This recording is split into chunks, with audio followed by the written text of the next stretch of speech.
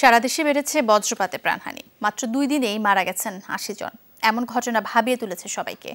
বিশেষজ্ঞরা বলছেন, মানুষের মাঝে সচেতনতা বাড়ানো গেলে কমে আসবে এই হার। দেশের 9টি অঞ্চলে বজ্রপাত মনিটরিং যন্ত্র বসিয়েছে মন্ত্রণালয়। আহমেদ রেজার রিপোর্ট। বজ্রপাতের কারণ ভাসমান মেঘমালার সংঘর্ষ বা একটির সাথে আরেকটির ঘর্ষণ।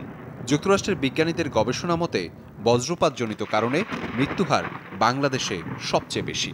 আবহাওয়া অধিদপ্তরের হিসেবে গড়ে প্রতি বছর মারা যায় 300 জন। বেশি ঘটে এপ্রিল ও মে মাসে। প্রতি বছরই কেন এমন প্রাণহানি ঘটছে, কি ব্যবস্থাই বা নিচ্ছে মন্ত্রণালয়?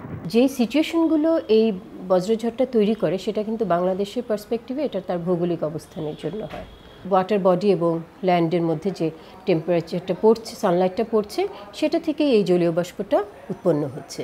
এই জন্য বলা হয় যে জলীয় বাষ্পটা হচ্ছে এটার মেইন শক্তি। আমরা কিন্তু কন্ট্রোল রুম খুলে ফেলেছি, 24 ঘন্টা খোলা থাকে। ওয়ার্নিং শোনার সাথে সাথে আমরা সব জায়গায় নক করি যেন তারা সবাই সজা প্রস্তুত থাকে।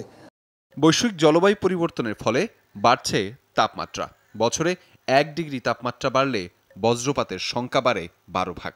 এছাড়া সকালে তাপমাত্রা প্রচণ্ড বেড়ে গেলে বিকেলের দিকে বজ্রপাতের পরিস্থিতি তৈরি হয় বলে জানান বিশ্লেষকরা। হাওর জলাধারে জলীয় বাষ্প বেশি হওয়ায় এসব অঞ্চলে বজ্রপাতের ঝুঁকিও বেশি। হাওর অঞ্চলগুলো, এখানে প্রচুর বড় বড় বিল আছে, সেটা একটা ফ্যাক্টর। প্লাস হচ্ছে আপনার হিমালয় মাউন্টেন চেইন, যেটা একটা স্লোপ তৈরি হয়েছে। তো এই ঢালটা, এই যে আমরা যেটা বলছি না যে থান্ডারস্টর্ম তৈরি যে কনভেকটিভ সিস্টেমটাকে এটা সাহায্য করে, এই ঢালে এইটা খুব দ্রুত ফর্ম করে। বজ্রপাতজনিত ক্ষয়ক্ষতি, বিশেষত প্রাণহানি এড়াতে সতর্কতা অবলম্বনের কথা বলছেন বিশ্লেষকরা। গুমোট আবহাওয়ায় ঘর থেকে বের না হওয়া, মেঘের গর্জন বা বিদ্যুৎ চমকালে বৈদ্যুতিক সংযোগ বন্ধ রাখা, ফাঁকা জায়গায় না দাঁড়ানো বা না শোয়া, অন্য কোনো নিরাপদ জায়গা না পেলে 2 হাঁটুর মাঝে মাথা রেখে মাটিতে বসে যাওয়ার পরামর্শ দেন তারা। ভবনগুলোকে বজ্রপাতজনিত ক্ষতি থেকে রক্ষা করতে চাই, তাহলে অবশ্যই আমাদের ভবনের উপরে বজ্রপাত নিরোধক যন্ত্রটি প্রতিস্থাপন করতে হবে। এখন থেকে বজ্রপাতে যারা মারা যাবেন তাদের ডেথ সার্টিফিকেট জমা দেওয়ার মাধ্যমে তারা জেলা প্রশাসনের মাধ্যমে তাৎক্ষণিক 20,000 টাকা মানবীয় সহায়তা পাওয়ার অধিকার রাখেন।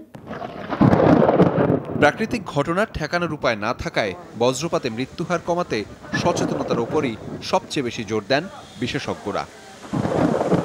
আহমেদ রেজা, যমুনা নিউজ, ঢাকা।